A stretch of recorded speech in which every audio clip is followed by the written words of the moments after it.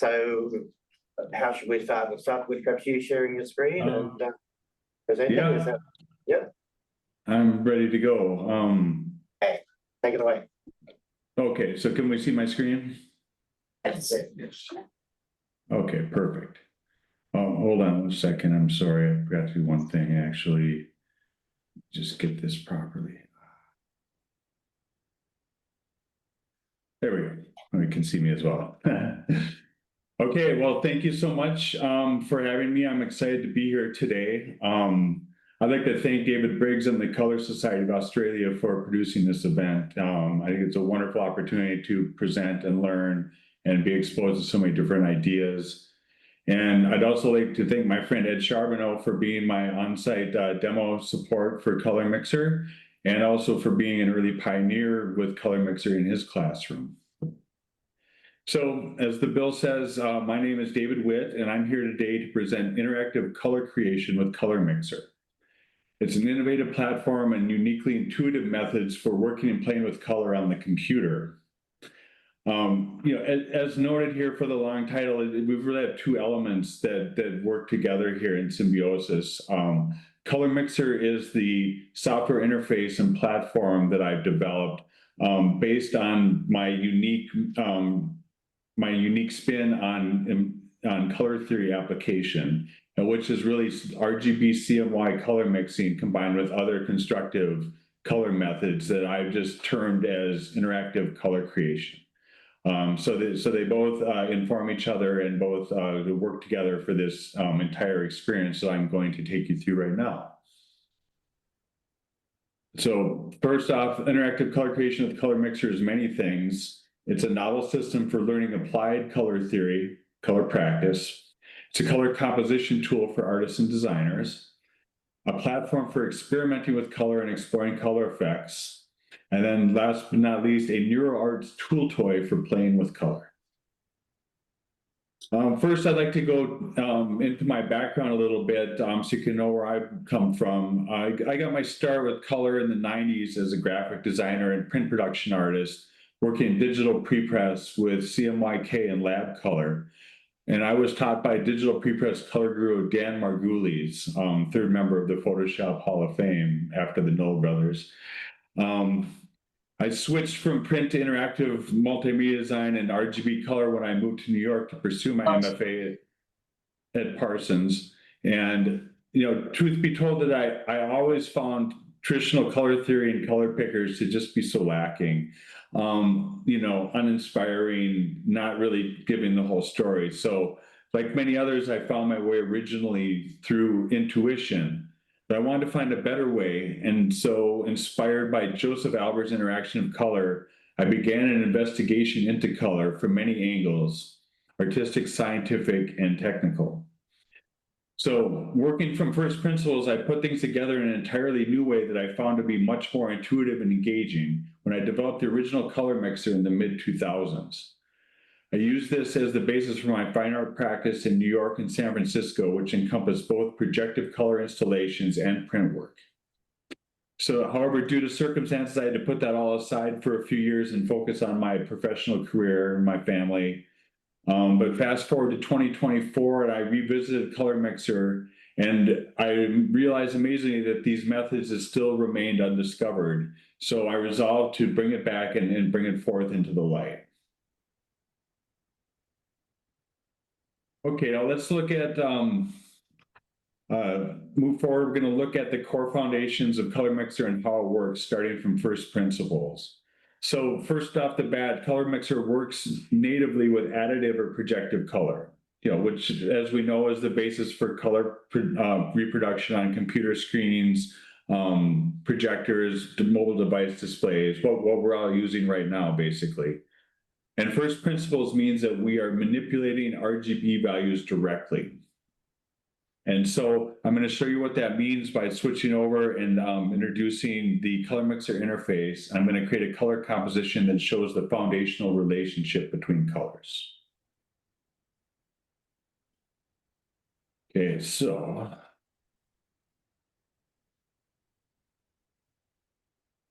I'm going to build a color wheel here. So we're going to start with our primaries. Start with our primaries. So, as we know, our first primary that I'm doing is red. So primaries in RGB color defined as one channel of color in full strength and the other two channels with no strength. So 255 red, 0 green, 0 blue. Same process for green. So we have full green channel and no red and no blue. And then finally we move to blue. Okay, so there are primaries. Now our secondaries are defined as a full strength mixture of two color channels. And I'm going to also introduce here the complementary color theory, where the opposite of red is going to be no red, and it's going to be full strength green and full strength blue. So there we have our first secondary color, cyan. And now moving opposite of blue, I'm going to remove blue, so we have no blue, and we have full strength green and red, which make yellow an RGB color. And then finally for green, I'm going to remove green, and then I'm going to add blue and red simultaneously. So now we have our primary and secondary colors in a complementary relationship with each other. And we've seen now we have RGB and CMY in one user space, in one interface. Now this is a big change. If you've been in any traditional graphics programs, they want you to pick RGB or CMY as a color space, depending on if you're working in screen color or print color. But really this novel spinning of color theory to employ them as complementary colors and opposites that are the basis for our color mixing interface here, that's one of the key foundations of Colormxr and interactive color creation. So I think you may have noticed, so we could bring green and blue up individually to create cyan. But now you see that the interface itself has a cyan, yellow, and magenta secondary slider. And actually what's happening here then is that it's not adding cyan itself, but it's controlling the blue and green channels simultaneously. So as you notice, we get a very nice, smooth gradient effect, coherent gradient effect as it shades up from black through shades of cyan all the way to full strength cyan. And now I'm going to show you one other relationship between these colors as we move around the color wheel, and we're going to transition through the color wheel, and we're going to add the intermediate colors. So moving from red to yellow, I'm going to start by cloning the red color onto the next shade. So color cloning is important because it gives us a basis of a starting point for the relationship. So now we see from red to yellow that we see that green is at full strength with yellow. So here I'm just going to move green up part way, and then we have orange.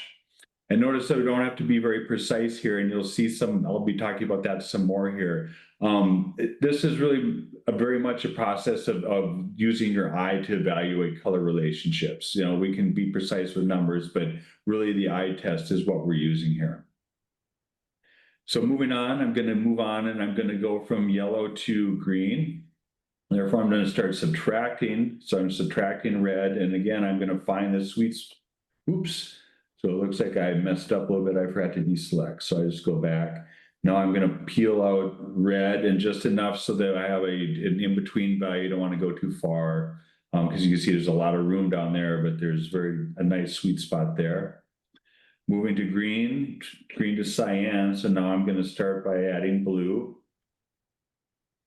And from cyan, as you can see, now we're at full strength blue, and then we're going to go in between blue. And then so now we start removing green. And now that we're at blue moving towards cyan, we start to add red. So there's a violet. And then from cyan to red, we're going to finally subtract some blue. So this is the basis for the RGB CMY color wheel and the foundation of the interactive color creation, the basic principles of our primary and secondary colors in the complementary relationship. And so One thing I wanted to show here, so I showed very simple examples about creating complementary colors from the primary and secondary colors, which are very easy to see with full strength values. But really, the complementary color theory works with any color, and this is the formula how you derive a second complementary color from an original color. And it basically involves subtracting the value of the first color of each channel from 255. So then you are filling in essentially the missing jigsaw puzzle piece, and it is going to white. I'm going to show you later how within a color that we also use complementary within a color to move towards gray. And so again, this is consistent with traditional color theory, sort of starting Young and Helmholtz, excuse me, and moving on. But complementary colors do not tell the whole story. Their relationship, and really one of the things that I've come to really embrace here is that I really don't like the term complementary, or I look at it more broadly, and I just think of opposing colors, because one of the things you're going to see in Colormxr is that there's really not one right color that is we can define this color, and yes, these are clearly complementary colors, but there are many values around there that have pretty equal relationship. And then I just wanted to mention too, to Ed's point that he made, that I think another thing is that adding up to a complementary implies a certain sort of unity between color relationships, but it's certainly not the be all and end all of color relationships. In fact, there are times that you want the imbalance. So I think that's more a case of just some, sort of an incomplete theorem of color, if you will. All right, so now we're going to build on this foundation, and I'm going to move on and show you the process of gradient building. So gradient building is important because we start establishing relationships between colors, because this is where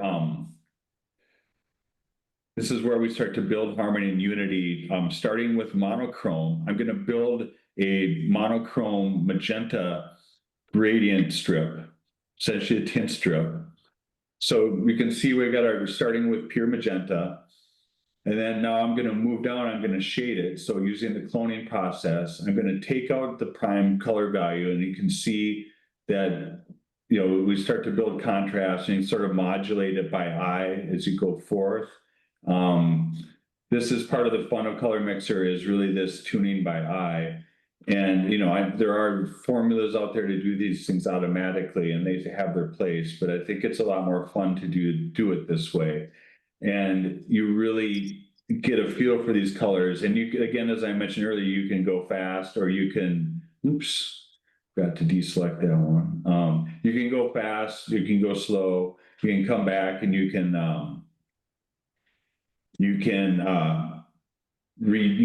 edit them, you can fix things, and then hopefully I don't have to. And here I start fixing things, and I'm not paying attention to what I'm talking about.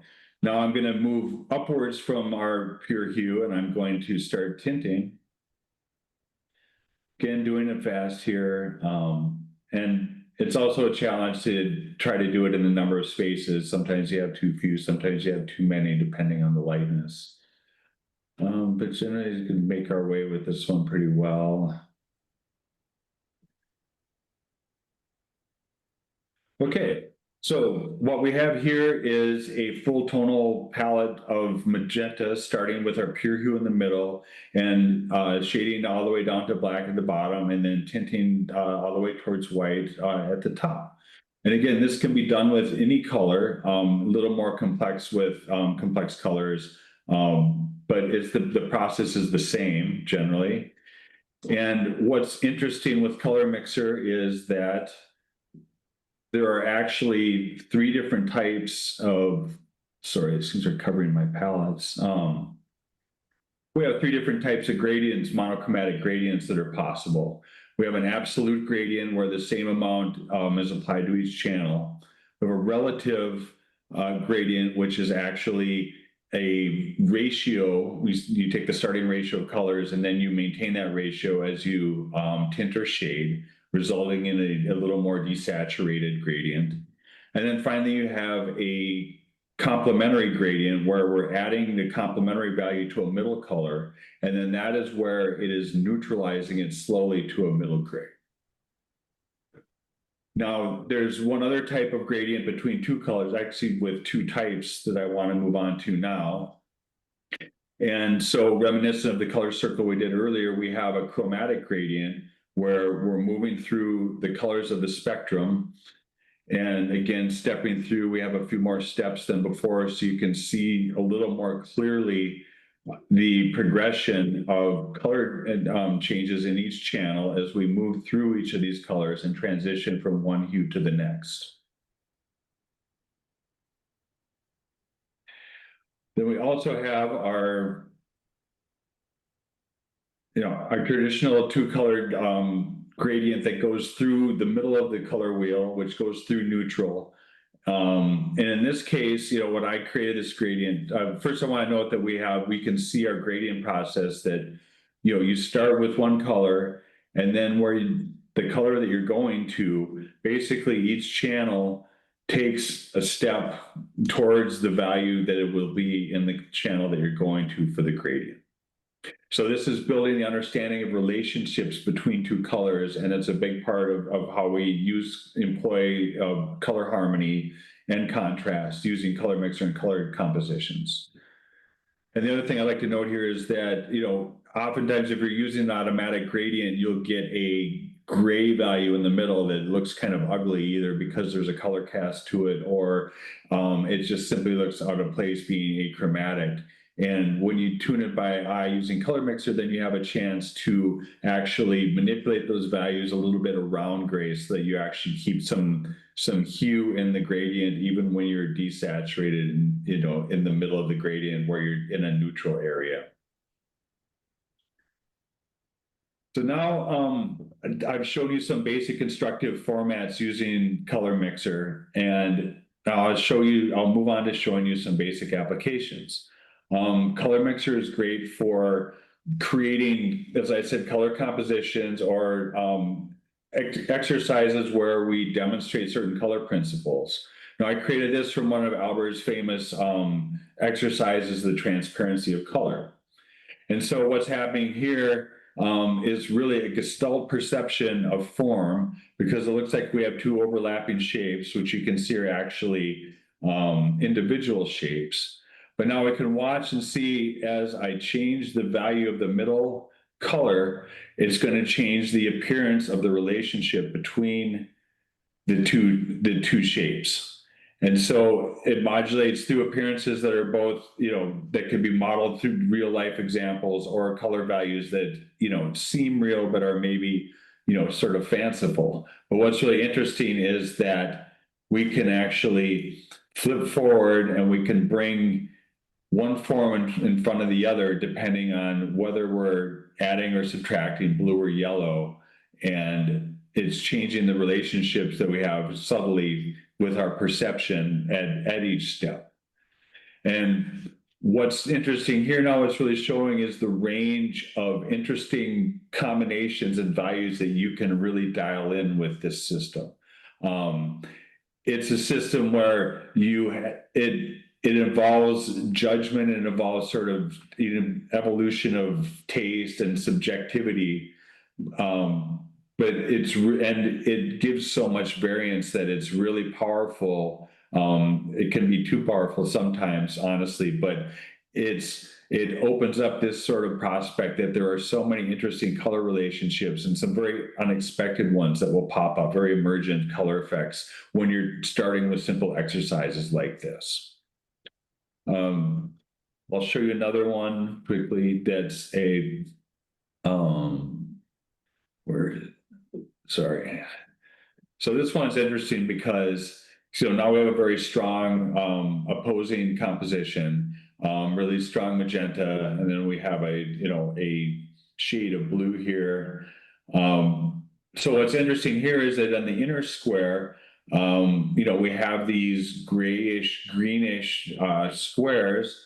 And so when we look at them, you look at this directly for a while, and I'm sure most of you are familiar with this, with simultaneous contrast starts to come into play.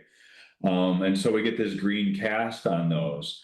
And so this is the classic sort of right brain, left brain, dichotomy where this, one side wants to measure these squares and say, well, of course they're gray. Look at the gray value. And we can see in the Colormxr interface that, yes, indeed, these are gray, but our eyes are telling us that there's a green cast to them. And one of the interesting things that you can do with Colormxr is then we can actually, we can neutralize that green cast by pulling green out. So again, a little process of trying to find the Goldilocks point and taking note as I'm sliding through here of how it's changing the color relationships. Kind of always, a lot of times going too far on purpose, just to kind of see where that tipping point is into a different, entirely different color relationship. And then coming back and sort of settling into that Goldilocks point, wherever it is. And interestingly enough, now that I've neutralized that cast, I can actually change our grayscale value up and down. And now we have a very nice neutral perceiving neutral that's in here that's being perceived as gray, even though we can clearly see that it's magenta. And the fun part is when we go back to seeing the real gray, how green it really looks here. So another thing that I want to show is another interesting phenomena, because this is about exploring visual phenomena as well. And I'm not sure I've really seen this shown very well, if at all anywhere, because color usually isn't animated in this way. So I'm going to scrub this background, and I hope our refresh rate is fast enough there on your end to see this. But just you watch what happens when I'm taking our background color down. So now we're going from white to black. And then we go from black to white. And if we do it fast, there's this sort of flash that, I've just called the flash point over all these years. And what that really is figure ground reversal, where the brightness levels of the foreground and background are inverting with each other. And it's a very interesting phenomenon. And it's one that people notice but don't really notice. It's interesting. We can really look and see it. With Colormxr here, with grayscale, we can dial it right in, and we can see where those values meet exactly. And then, of course, we can do it with a color, and in that way, this is really now interesting, because when we do this, we do the same process, and again, back and forth, and we dial in, and we find that point where the lightness levels between the two colors match. And so now here we only have one type of contrast of hue, and there's no contrast of lightness. So again, just another example of an interesting phenomena that we can illustrate with Colormxr. And because it provides a framework for all these creative exploration through guided exercises, which usually start with a creative direction or generative principle. And the whole point, as I've said earlier, is to open up these myriad relationships between colors and making those appearances more accessible with this fluid approach that sort of unites the eye and the hand and the brain. And a key realization I mentioned earlier is that there are no right or wrong answers, that it's really down to personal judgment and creation and learning color relationships and evaluating color compositions in the light of the relationships of the colors. And some just are more in tune than others. And as Ed said, and Ed and I have talked about this many times, that really all colors go together in the right way. But it really depends on, they're really not, like the book tells us that they're, a triad, we need to use a triad or a split complementary or something are the only ways to get harmony. And it's far more open than that, which is a wonderful sentiment. So Colormxr is also a more, it's a more dynamic approach to creating harmony and balance. So these are examples, again, of color compositions that were done, using guided principles. And you can see on the left, an analogous scheme really promotes, with adjacent tones, really promotes that soft and inviting sort of introverted appearance, whereas we can use opposing tones that are bold and forceful and, again, more extroverted and out there. It's also a great tool for creating color palettes and color palette studies. And I love doing real life examples with it. Like this is one I did from a wall at the Guerrero Gallery in Mission in San Francisco. And I've used it. This is one of my favorites that I did. Delacroix, one of the great colorists. And this is a great painting. And obviously, anytime we see anything on the web like this, it's been stepped on and somebody has pumped up the saturation on it in an attempt to make it look like the real one. But when you see the real one in the Louvre, it has an entirely different luminous light quality to it that you really can't even get here. But I just have to remark on how I'm using a secondhand copy to make this one. I unfortunately didn't go to the Louvre to make my palette here.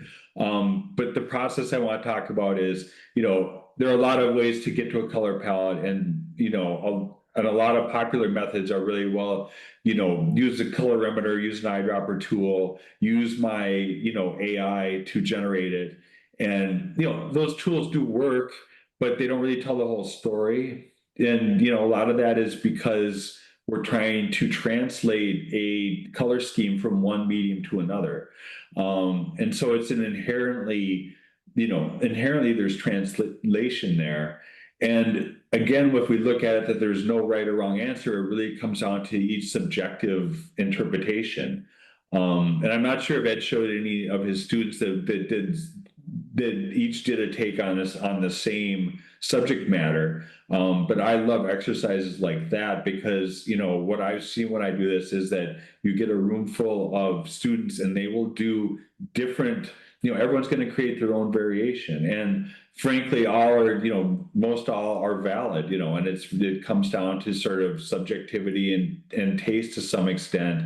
And then personal color, just how well people it's that certain, something that gets put into it, but there really is no one right answer. And that again is a beautiful thing. One last thing I wanted to mention now, something really important happened with my collaboration with Ed. And since his cohort was working with print media, I had a brainstorm. And so I developed a special version of Colormxr, CMY Colormxr, which is designed for graphic and artists for working with CMY color. I'll give you a quick demo on that now. So, this is obviously related to the original Colormxr RGB value, and again, we're not working from first principles here because we're doing a translation.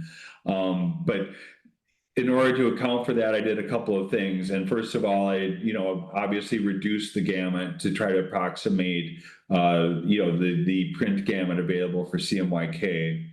And then as I started to look at this more for how it might be used, for color mixing by painters, when I started to define the secondary colors, I really realized that I wanted them defined as cyan, magenta, magenta yellow, and yellow cyan, as opposed to saying red, because I'm going to add some red paint here. No, again, with Colormxr, you're adding magenta and yellow in equal or unequal values. And this is how you get those nice midtones.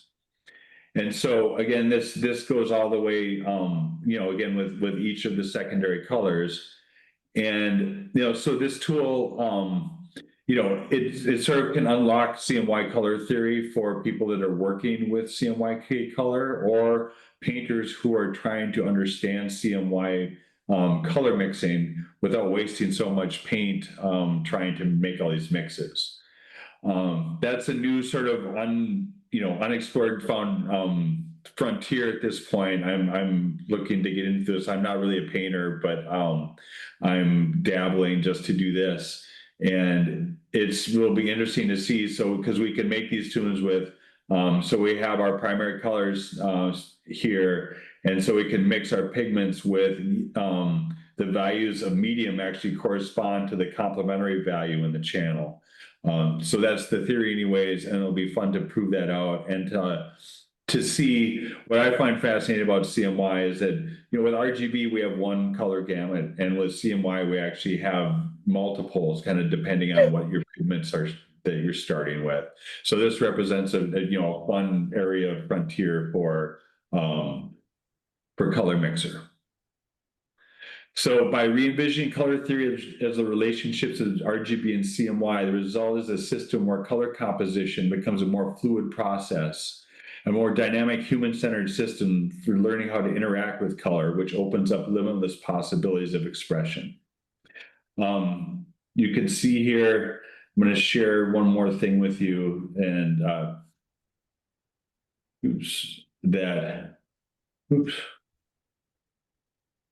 you know, this is one gallery that I did of color compositions, mostly using just the 5 square, and it seemed like there was no end to these. I'm still, you know, it's sort of incredible, the amount of, you know, material that is there, the potential that is there to create entirely different constructive color compositions, color palettes, color effects.